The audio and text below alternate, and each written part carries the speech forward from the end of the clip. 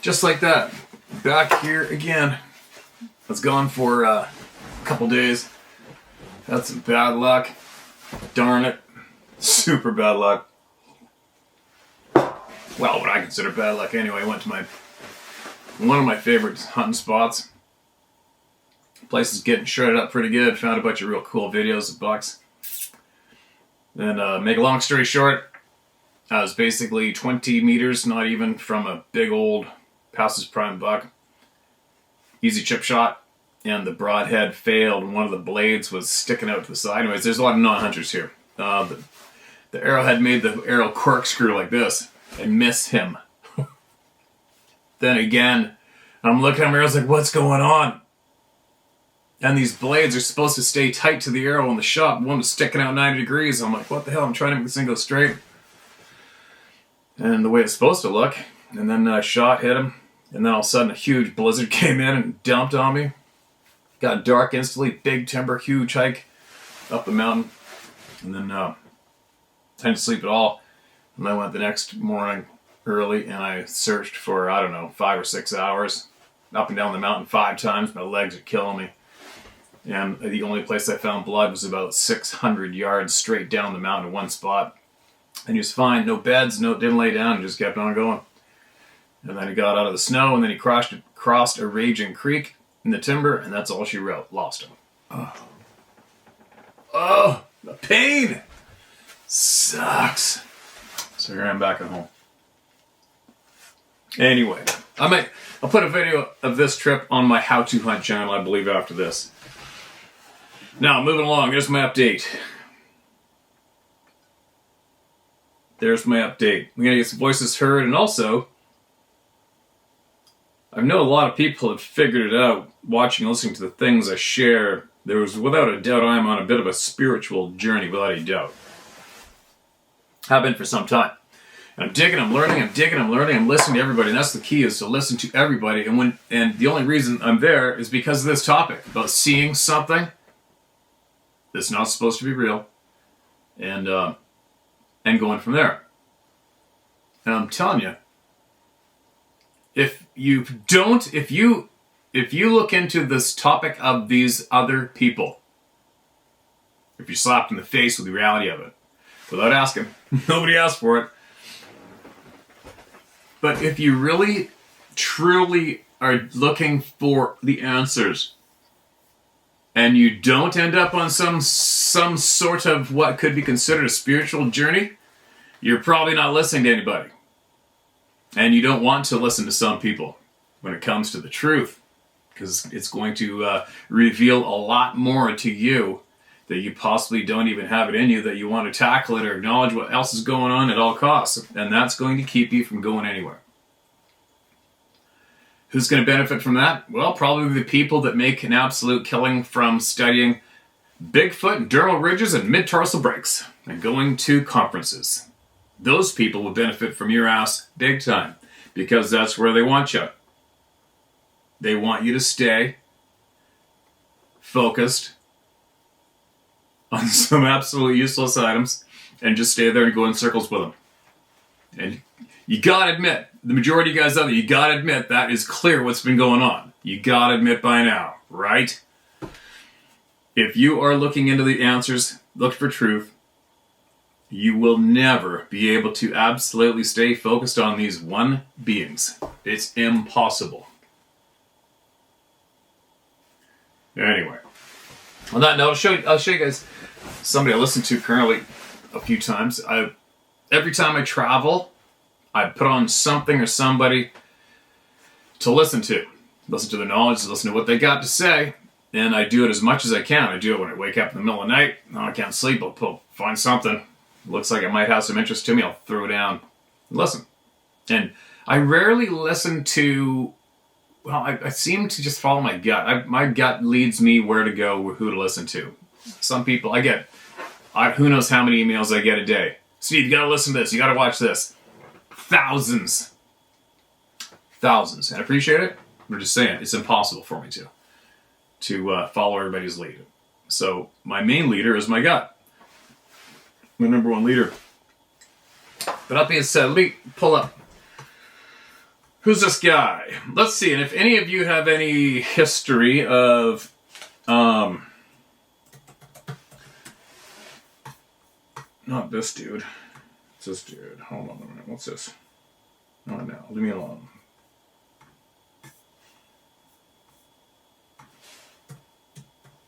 YouTube. This guy.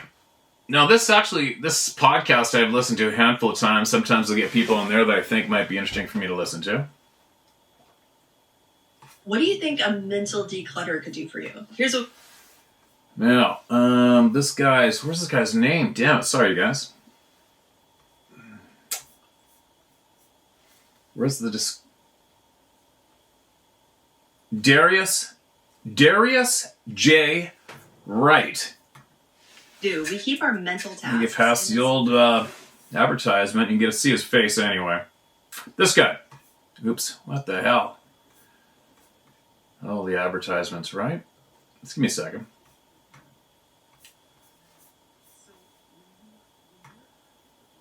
Alright, so this guy, allegedly, I've got some hairs on the screen. Allegedly, this guy knows how to leave his body and do some kind of traveling. Do I believe him to be legit? So far, he seems fairly legit because once you listen to one video, then a whole bunch of others come from your feed, and it's funny, after listening to one, a whole bunch of different channels and different podcasts with him on it kept coming up. So I'm like, okay, let's listen to what he has to say with this guy. Look for any kind of patterns or hiccups or whatever. And he had a lot of messages in there, a lot of information in there. There's a lot of things that would make your average person go, huh? What kind of crack pipe is this dude on? But I think that goes with the turf when you're seeking truth. I think the absolute truth would be considered being right up to lunch. Anyway. But anyway, just saying. There you go. If anybody's got experience with this guy, throw it down in the comment section below. Let me know what you know. But so far, he seems pretty legit to me. But he's got some very valuable messages in there that seem to fit. Not everything. Every single thing he was saying I didn't relate to, but there's a lot in there that I did. That's all I'm saying. So, have a go. You're looking for answers. This guy definitely can, he's got a few things planted on new shelves in the back of my mind as I learn and listen and grow, right? So, Darius J. Right. There you go. There you go. Done deal. Shared. Have a listen. All right, you guys? Have a listen to that guy. And I'll move on. But I will say again, at this stage of the game, from what I've learned, if you are staying hyper-focused just on these one beings, which are called Bigfoot, Sasquatch, the Sabe people, all sorts of names. How do you turn this sucker off now? You're not going to pass go. I'll tell you that one. You're not going to pass go.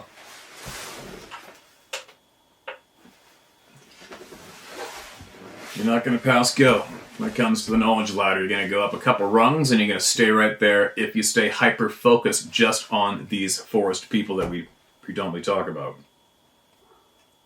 Now, Adventure Dog is outside being a guardian. You can hear her barking in the distance. This email is titled Bigfoot. But I'll tell you right now, the key to learning is listening to everybody. I've been all over North America, Northwest Territories, parts of the Yukon, but not as a hunter. I had a trap line with a friend. If you could count that as hunting, sure can. I used to shoot groundhogs on farms, keeping livestock and machinery safe. And that was my extent there. I grew up in a non-profit dairy in southwestern Ontario farm, LOL. From 54 to 72. I was very aware as a young boy/man and extremely sensitive. Not in a pussy way, but was really in tune to nature. I had a desire to travel.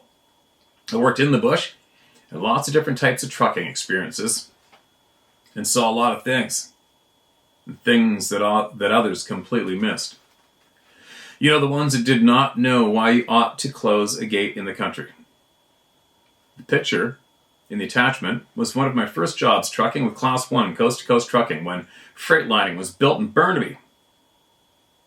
when Freightliner was built in Burnaby, as well as Western Star Kelowna and P-16 Pacific 78/80. I delivered a few to the islands for McMillan Blowdell or Mac Blow and others then. I would often stop and explore on some of the trails on the way back to Vancouver, from Nanaimo, etc. Some of these times I would feel really odd feelings of being watched. And right out of the blue, too. It was an inquisitive scan. It was an inquisitive scan of me, it felt like. But I was open to it. And then a message entering my head. It would always start the same way and end the same way. Sometimes a warning feeling, and only a few times a welcome. It was near Kelsey Bay, Duncan, and around Tofino, and points north or rain forestry. Most of the time. What? Kelsey Bay, Duncan, and around Tofino, and points north or rain forestry. Most of the time near water. I heard knocking sounds, grunts, etc. And I felt threatened because I did not know about these things yet. I could go on this, but you said keep it short. Oh, I didn't say keep it short, but keep it right to the theme. A lot of people add in a whole 5 years history of them, their cousins, their aunts and uncles, and the price of cheese, and then all of a sudden they get to what they learn. I had a few of these in Northern Ontario and Quebec, but always, quote, and for me was another quote, where the hell did that thought come from thought? I did a lot of research into near-death experiences because I had a couple of those, in a wreck once, and a sickness. And that is a story in itself too, no doubt. Fast forward 1989. From Toronto to Dryden, Ontario, I was hauling paper size to the mill. I would sometimes pull off 50 kilometers from Dryden at a pullout that had a bit of snow on it where you could back in off the road to sleep because it was quiet and I was tired. I hardly ever slept in truck stops except for snowstorms because there was always some cattle line or reefer would park beside you without fail, LOL. No doubt I never thought about that one. I got up to pee, checking my tires, cleaned the lights off, etc.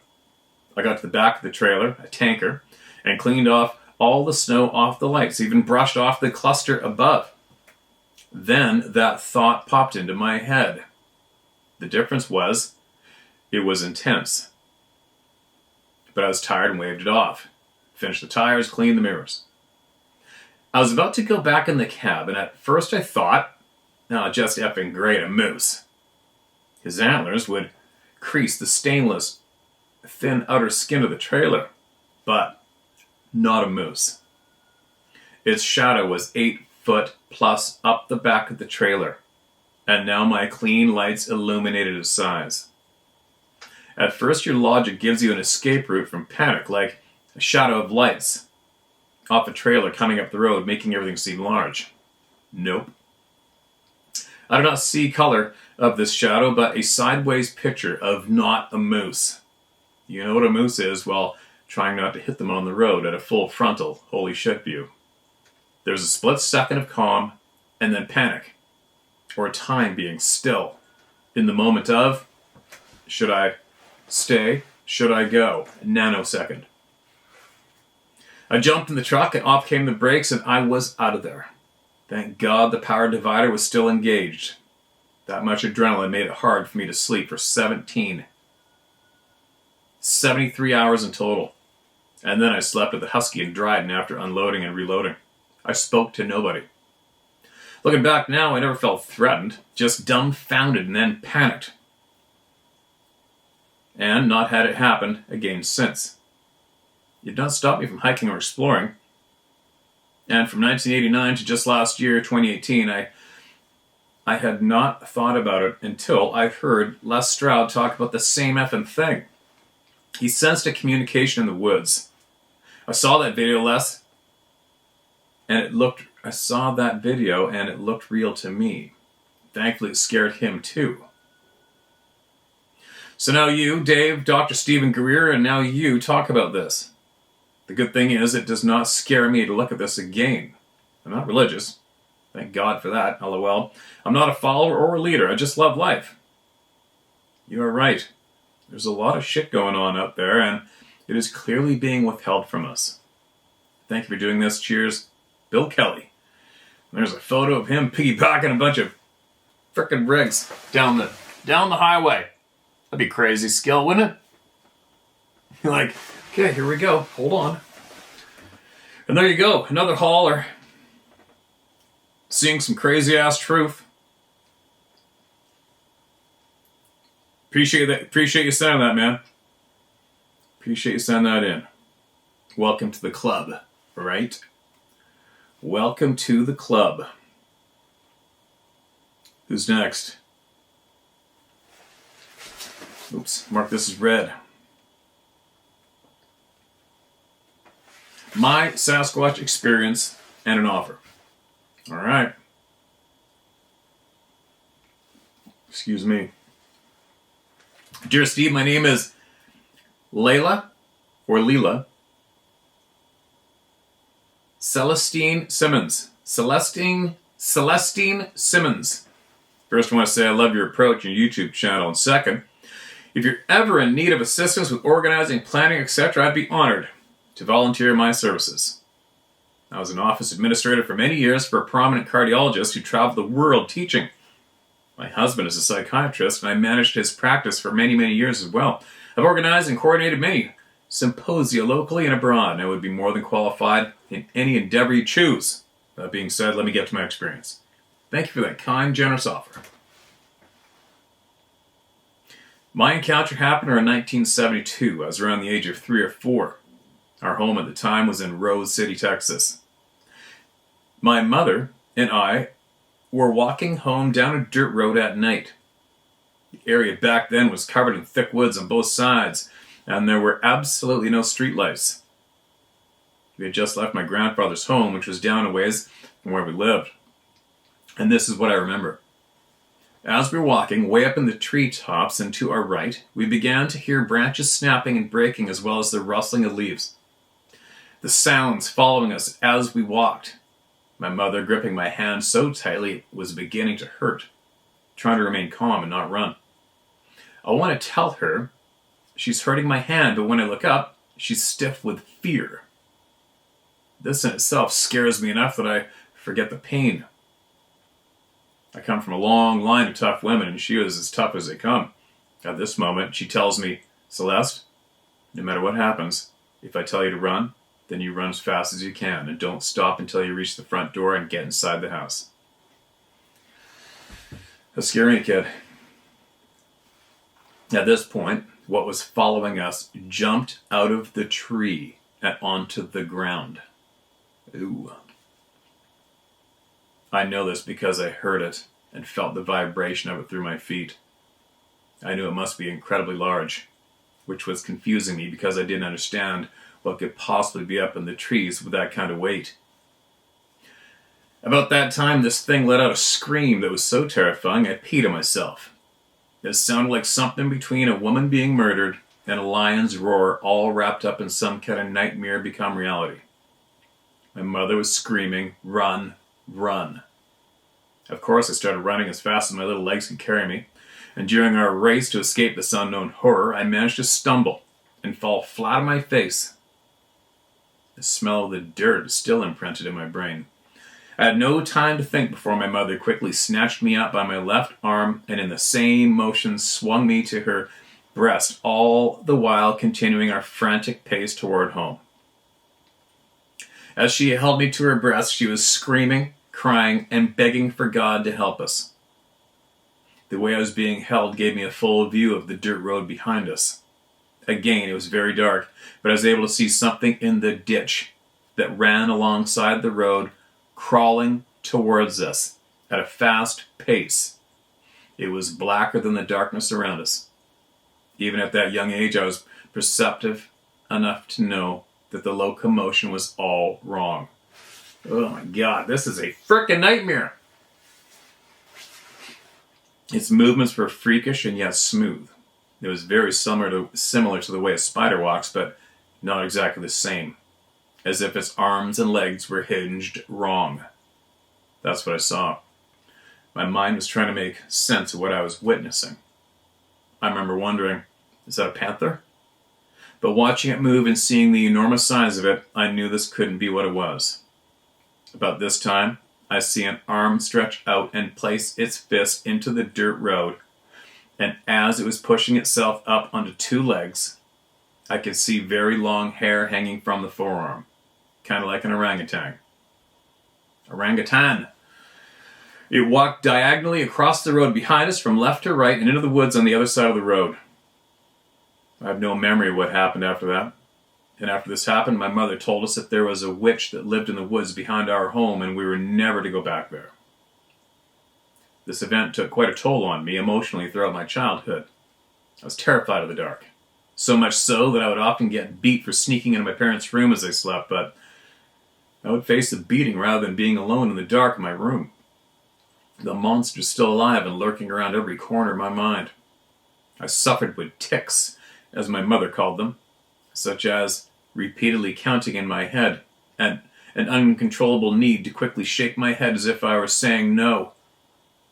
Bedwetting until the age of 16, amongst other things. My husband, the shrink LOL, has helped me to understand that these were all coping mechanisms to help me deal with the trauma I suffered. I've only told my story to one other person who is somewhat well known in the Bigfoot community, and it didn't go well due to several reasons I won't go into right now. He actually asked me what I thought the Bigfoot wanted. I was thinking to myself, how the fuck do I know what the damn thing wanted? Please excuse my French, but that's just the truth. So that's my account. I'm sticking to it.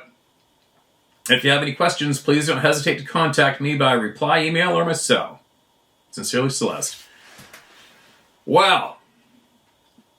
We just might contact you one day. I'm going to put you in the look into folder when I finally get this ripping. Who knows, maybe you could be the one to organize me talking to all these people on a schedule that I could just show up and hit it. Because right now I'm a one-man show for every single thing still. Oh, what am I doing? I'm going to copy that and mark it as look into, right? Look into. Look into. Now, I'd like to know, when you mentioned talking to somebody, telling somebody about that, I'd love to hear the whole volley back and forth that went down there, every single tidbit, for sure. I mean, if you think it's something you won't get into details, that makes me go, huh? Details? You got details? We want details. We want details of every single thing related to your experience. And because that will help people hear it. It's the only reason. It may help me, and it may help a lot of people here watching. That's what we're after, so don't hold back. And what would I be curious about right now? Your husband, the shrink, who I'm pretty certain they weren't taught about the hairy people through their education to become a doctor. But I would be interested in hearing what his initial reaction to your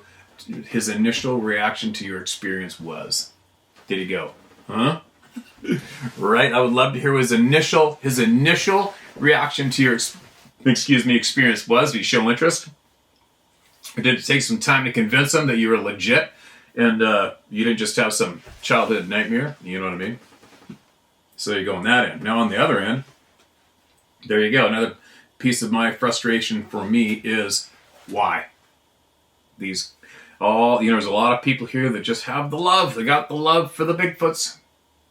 They're lovely. They're just loving. They're so loving. All right. Well, nothing loving about what that hairy person decided to do to this woman and her child. That's not cool. Not cool. Right? Not cool at all. Especially if you are as intelligent as we are learning. You know exactly what you're doing to those innocent human souls. You know exactly what you're doing. You know exactly the possible outcome of what you're doing to them, and you don't give a shit.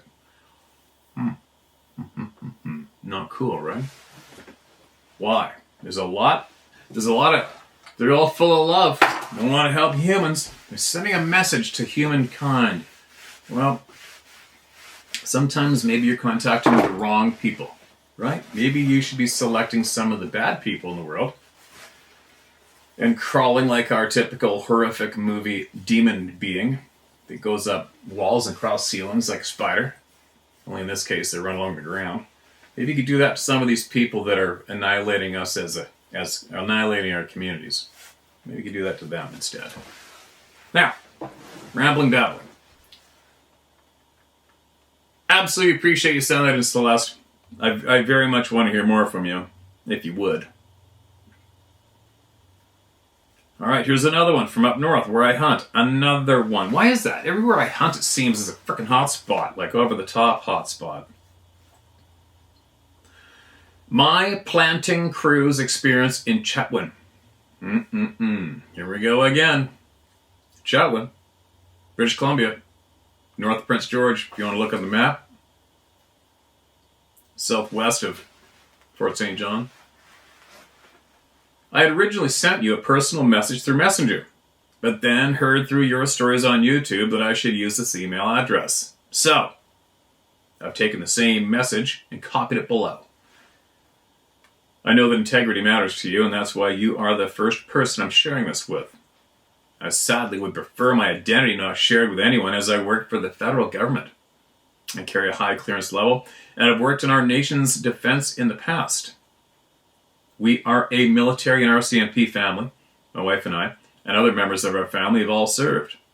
I have 7 years of university education and numerous professional designations. I'm not bragging here. I'm establishing my background. I only stand to lose if I were to be identified and ridiculed. So, not seeking any attention. Quite the opposite. So, all that out of the way, here's a story I have to share, and then a bit of info I have gleaned from another guy on my crew at the time. Alright. I know you get inundated with messages, so I don't need to reply. I don't need a reply. I just wanted to forward my experience in Chatwin in 1993. I worked for Silva Ram, one word, Silva Ram, based out of Prince George, for the summers of 93 and 95. We were working heli contracts being flown in daily for patching clear cuts that had failed their full effort replant several years before, or were just small sections that were too dry or too wet for the seedlings to take. The first few days were without issue. A few guys working the limit of the clear cut claim to have seen some 5-toed footprints in the mud, and much larger than my size 14 feet could even create. And of course, the rumors started to be passed around. Some responding surprisingly with, "Well, yeah, why wouldn't they be there?" And generally, it's those who were local to BC that didn't see it as a big deal. The guys who came from the east tended to be a little more skeptical kind and mocking the rest of us. But then a few days later, we started noticing our tree planting shovels disappearing. This went on day after day, and our boss was furious. I'm sure you get this, that replacing lost shovels for workers when we're flown in is a big freaking deal. It's not like we can just replace these quickly. Hold on a minute, I gotta put this sucker on airplane mode now that I've got the internet back in here. Sorry guys, there we go. Nobody can bug me now. So our boss basically said that whoever is doing this better stop this shit now, as you're not only going to lose your job, I'm going to turn my back and let the guys who are now unable to work and make money have their way with you. Nothing wrong with that shit. Well, we're all terrified of being labeled as the one, while simultaneously also suspecting whoever it is we liked the least. Well, the crazy shit is that the shovels kept disappearing. And then the trucks were being vandalized at the base where we were flown, which itself was a 19-minute drive in four-wheel drive, locked 1-ton trucks through mazes of Forest Service roads. And really, it became apparent that there was no way any one of us is doing this. I mean, we all needed our paycheck. and we're all genuinely scared and furious at having our livelihoods compromised. Yet our shovels kept vanishing on sight.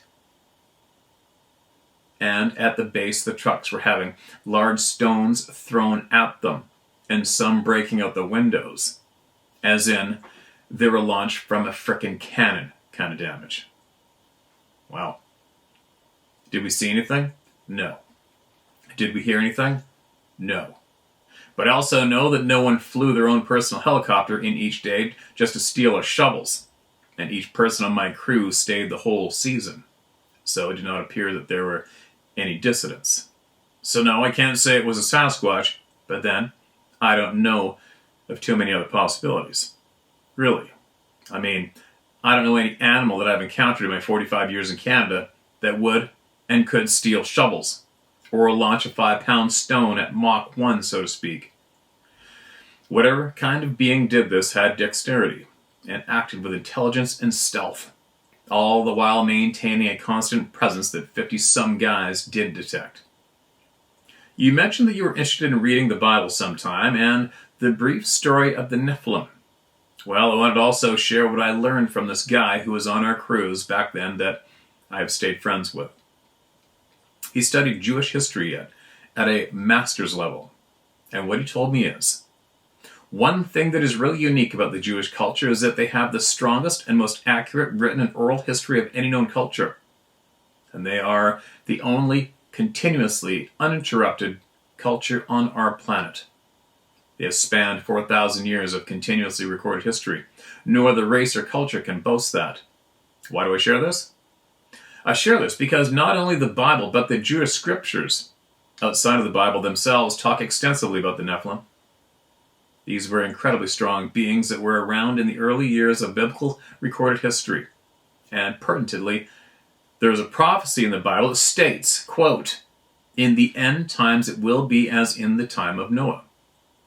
It is believed that the presence of the Nephilim and their harm against the Jewish people was part of the reason for the flood that killed off most of this earth. Now, we all know that history books can change over time, and the winners are usually the ones to write the history.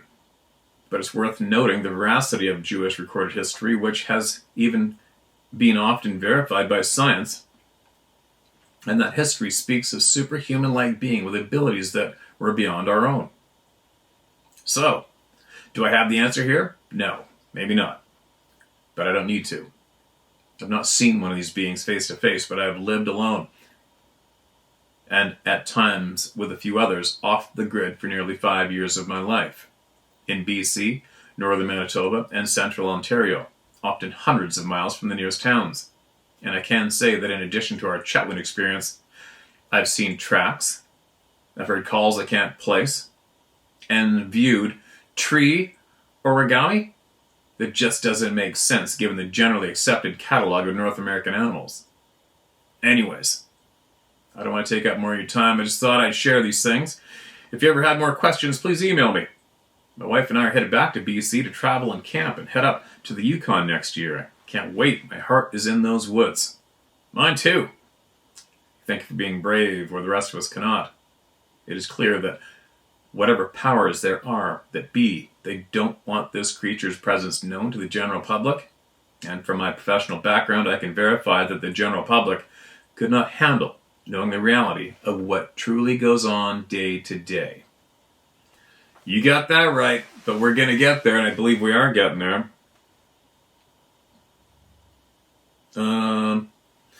Federal government high clearance in our national defense. We're military and RCMP family. My wife and I and other members of our family have all served. You know what?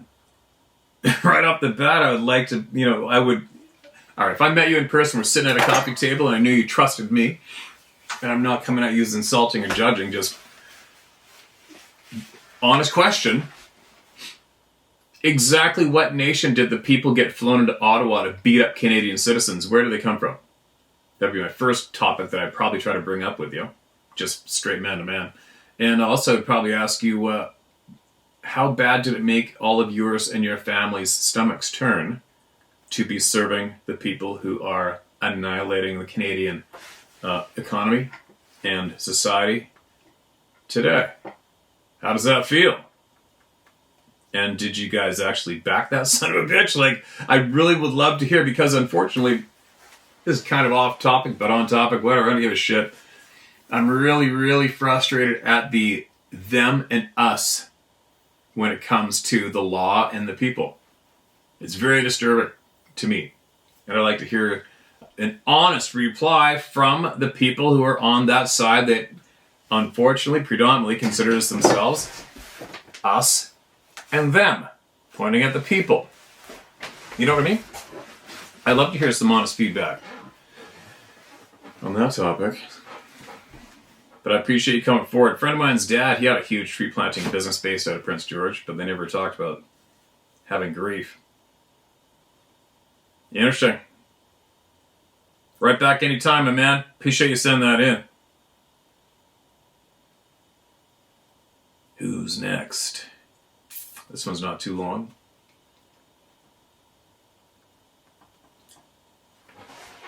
This is titled Story. Hi, pal. Is that Steve? ? It is. I haven't told anyone this story before, and telling you is one way of getting it off my chest. Alright, you found your people, man. The story includes a beast and midnight terror in the woods. The beast in question, however, is not a Sasquatch. Nevertheless, I think you'll find my story amusing. I attended a small college in the middle of cornfields in central Ohio. Beyond the cornfields was wilderness. A narrow highway formed one boundary of campus. Across the highway was a dense forest. These northern states are the southern extension of the Canadian tundra. And northern wildlife sometimes migrated down our way when the weather turned frigid. One winter's night, I rode my bicycle to my office about a half a mile from campus in a house on the highway. When I left, it was around 2 in the morning. There was a full moon. I always rode back to campus just for fun on a trail that ran inside the forest. At one point, the trail doglegged deep into the woods. Overhanging branches obscured the moonlight, but the trail was maintained and I knew it well, so off I went. When I began riding on the trail, I thought I heard footsteps behind me. Pit, pat. I listened alertly, but I did not hear further footsteps. The night was quite cold, so I was really chugging it. The bicycle and I went flying down that trail. 2 minutes later, the sound of pursuing footsteps became inescapable. Pit, pat, about 50 yards behind me. My first thought was, this doesn't make sense. No human being could have kept up with me. A bicycle has been clocked at 135 miles per hour. I was setting a pace that I knew would leave any runner in the dust. My second thought was angry. Whoever this guy was who was pursuing me, he had no business chasing me into the middle of the night in the middle of the woods. Obviously, he was trying to spook me in it, and I took offense. Being scared is actually anger. Or maybe, anger is scared. Same thing. Sorry. I was 20 years old and conscious of my masculinity. Was I a man or was I a mouse? That kind of thing. I decided to dismount at the far edge of a clearing and catch this guy as he emerged from the near edge. At the next clearing, I did just that. I stood with my arms folded, ready to give this jerk a piece of my mind. I have a good brain, but it let me down that night. After thinking, quote, no human being could have kept up with me, end quote, I should have added the sentence, therefore whatever is chasing me isn't human. But I didn't. Out of the near edge of the clearing burst a frickin' timber wolf, a big one. It was covered with fluffy white fur. It was slightly larger than a large dog. It was running with its mouth open and head held low to the ground.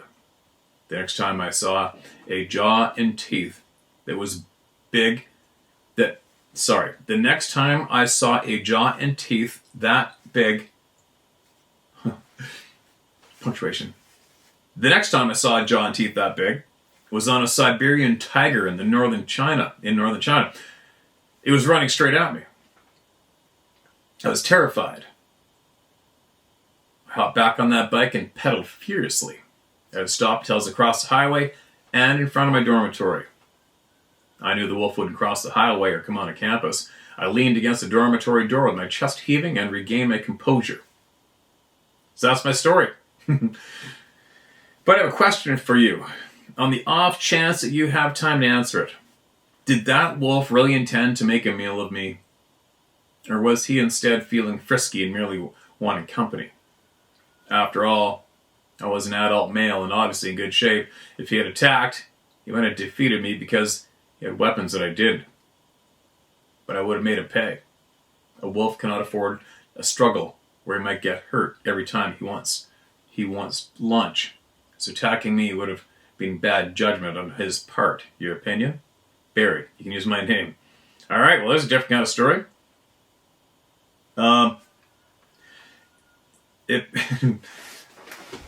Many of us, especially when we're in our 20s and 30s and even 40s and even today, are full of piss and vinegar, right? Yeah, dog attacked me, I'll just grab him by the jaws and rip his head apart. Pick him up in the air and shake him till he pees all himself. But I can tell you with confidence, if a wolf, it doesn't matter the wolf. If a wolf attacks you, you're done. All there is to it. He is a professional killer with his face, right? That's all they do is kill. Swiftly. One wolf will kill a moose. Okay? So, no, it's not a good idea to go to fight a wolf, but I haven't heard of... There's been a handful of people definitely have been killed by packs of wolves. Grizzly bears have been attacked and killed by wolves. There's a kid being dragged by his head out of a tent to pheno by a wolf. 5-year-old kid. But, I don't know, what do you do when a wolf attacks? Climb a tree? Try to keep your bike between you and the wolf at all costs until he figures out he's probably not going to get you. I don't know, but as soon as he gets his jaws on you, you're done. Their bite force is off the chart. One bite from a wolf will break a moose's leg bone. Just so you know. And the most common way they know how to kill, he's just gonna grab onto that soft underbelly of yours, your soft belly meat, and he's gonna rip your intestines out and dump them on the ground. Like that. Just so you know. Just so everybody knows. That's what's gonna happen if you think you're going to fist fight with a wild gray wolf, timber wolf, any kind of wolf. You're done. Done. Why was he chasing you? Haven't a clue. Was that even a wolf? From what I'm learning and what we are learning together these days, who knows? Who knows if that was even actually just a regular flesh and blood wolf of today? Who frickin' knows, right? Who knows? I've never ever heard of a wolf running after a human being on a bike solo. Definitely wolves, packs of wolves that follow people. I've had packs of wolves above me. I've had wolves follow me, for sure. I remember one time having a deer leg in my hands in a thick patch of shit, hanging the deer leg up and then putting snares all over to see if I get the wolves to go in there and snare it up. And I just feel something's looking at me. And I look down, and downwind of me, there's 3 sets of legs, black and gray wolf, two blacks I think and a gray. And they're standing there, downwind of me, wondering what I'm doing. And they were about, 10 yards from me. Right? And imagine if those 3 wolves decided they wanted me and that deer leg. There's nothing you can do about it. Nothing you can do about it. They're just going to shred your ass, right? Anyway. Who else? What's next? All right, we got an email from... I was looking at my inbox this morning. I don't look at my inbox all the time. I just deleted... I don't know how many. I think I probably just deleted, maybe 100... looking to collaborate emails. They get you to read about products or whatever and pay you money. See, I'm not a good promoter, am I? I don't know anything about that shit. But anyways, and then once I started deleting all the crap, I just finally get to some emails that have been sent to me. Not all of them. I got one from the Cooge, and it's titled Kids Gone Missing. Our law enforcement rep from the U.S. Steve Cujo here. I've been catching up on episodes. I've been working a lot babysitting billionaires. I don't have a lot of experience with missing kids, but you're right. It's a 911 until they determine that's all we can do. Big news to, quote, sorry we tried, end quote, very quickly as far as I'm concerned. In Southern California, most missing kids are taken by a parent. Some run away. Some are a big question mark. We had a baby abducted one night. Stranger abduction out of a house late at night. Whoa. We got lucky and found her alive just before the monster who took her was going to kill her. MF is lucky I didn't find him first. That situation is the exception, though not the rule. Stranger abductions are the most rare type if in missing kids' cases, and the majority of those are never found. I don't know how many runaways I've found. Some kids you contact, teenage girls mostly, are probably runaways, but not much you can do unless they've broken the law. Working in the private sector now, though, I've come to realize something. The ultra-rich know shit, that regular folks do not about a lot of different things, including what's going on in our forests. There's a lot of shady shit that goes on when your bank account ends in 9 zeros. I haven't seen anything specific, but it's just a feeling. You catch pieces of conversations, see flashes of things that you're not meant to see, and I'm sure some of them know what's going on. They're just different. It's hard to explain. But it's almost like they're playing a role that's uncomfortable for them to play around normal people. Like they're in a club and are sworn to secrecy. And what happens if you divulge the secret? Ask Epstein. As a retired cop, I know human sex trafficking is a huge and growing problem. But I think the kids who disappear in the woods is something different. I think Dave P's on the right track. Anyway, that's all I have for you, my friend. Happy holidays, Cujo. Happy holidays to you too, man. That must be kind of boring guarding billionaires, huh? Not much action going on average, I don't suspect, but I guess it's a safe way to make it. A safe way to make an honest income after putting your life on the frickin' line for how long, getting shot in the face. Anyway, yeah, there's a lot of weird shit going on, especially when you get up to that level of people. And, coincidentally, on that note, when I've been listening to this young guy, I pointed out earlier in the video, he's got a lot. He says a lot. It's easy to listen to, possibly understand. I'm not saying he's like some messiah who's come to save everybody's ass at all. I'm saying this guy is on his own journey and he's learned some shit. And he seems to have absolute confidence in what he's saying. He seems pretty legitimate to me. Although I have not had the time to cut loose and really look into him. Who knows, maybe I'll even have him on here and I'll pick him apart in an honest, good, friendly way. See what makes him tick, maybe. But it does explain a lot. How we are built, what's going on the other side, what we're doing here, the purpose here. He reveals that he has seen a lot of things. He knows a lot of things. From pyramids to Atlantis to all sorts of shit. Beings that are mythological, but he claims are real and he's seen. And but there's a lot of messages he goes into about us being scared. And the last thing that we should be experiencing is being scared of anything during this time, this experience we're having here. Anyway, that's the fear is the recipe. And he acknowledged in a way, I listened to a lot. You guys, this is in the last 24 hours, so I can't really spew it out smoothly here. But one thing that he made me go, huh? Really listen was when he's speaking about fear, speaking about truth, and speaking about how the people who are possibly in control are intentionally using fear to keep us suppressed and in line so they can get to those 90-digit bank account numbers. I'm babbling. It's better off you guys just listen to that guy. Give him a chance, maybe if you got time, and listen up. I wouldn't mind having that guy in here and just pick his brain, because if he is legit, man, I got some questions I can throw his way, right? as we all learn. I should just shut my mouth right now because I'm starting to babble. I'm not going to make any sense.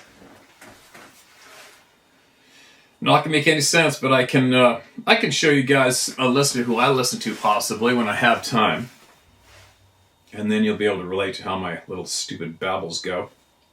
Without any practice, rehearsal, or premeditated ideas of what I'm going to say. Obviously. So let's just get some more voices. One more, and then I'm going to get going.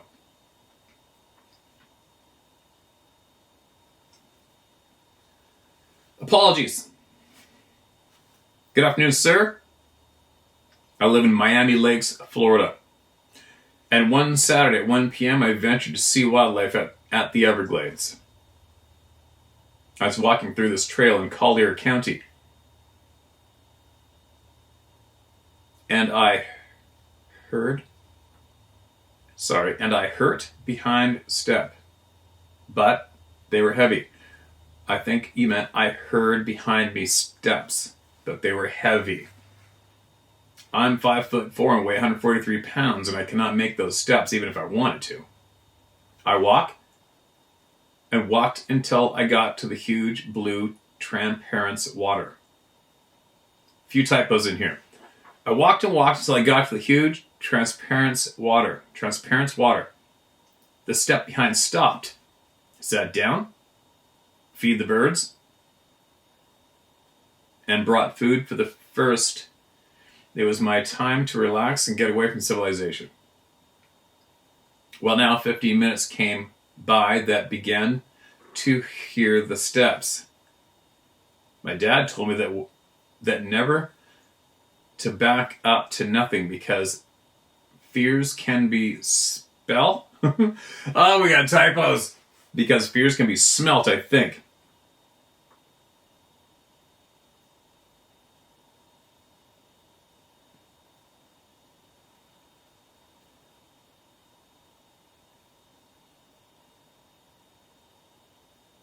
Alright, so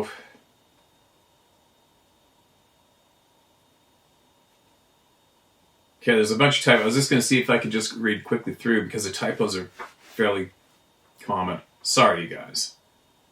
So here we go. Well, now 15 minutes came by that began to hear the steps. My dad told me that never to back up to nothing because fear can be smelled, I think she meant. I told up and asked, come out now. I think he meant I stood up and asked, come out now. But firmly and with my 45. That's all I had. After 10 minutes more, I kid you not, the smell was horrible. It made me vomit. But with all that, I stood my ground. I'm Cuban-Irish and raised in Ireland, and there is nothing to fear than fear itself. Well, there came a male, I think gorilla, but standing like us. And a second, but this was female. And a third, a kid/baby. I asked what they wanted. And the male made a sound with a wood stick about 10 inches. He thought I was going to run. And besides, we're to the lake with crocodiles. And besides, we're to the lake. I think he meant we're beside the lake with crocodiles. We looked at each other for a while. I decided to give food, such as apples and peaches and banana and a protein bar. I threw it at them. They took everything I threw the food. They took everything I throw at the food, and the female threw a pebble, a black pebble rock that landed at my feet. I looked down, picked it up, and they were gone. They were hungry. They knew that we carry food, so they followed. Not harmed us, but food.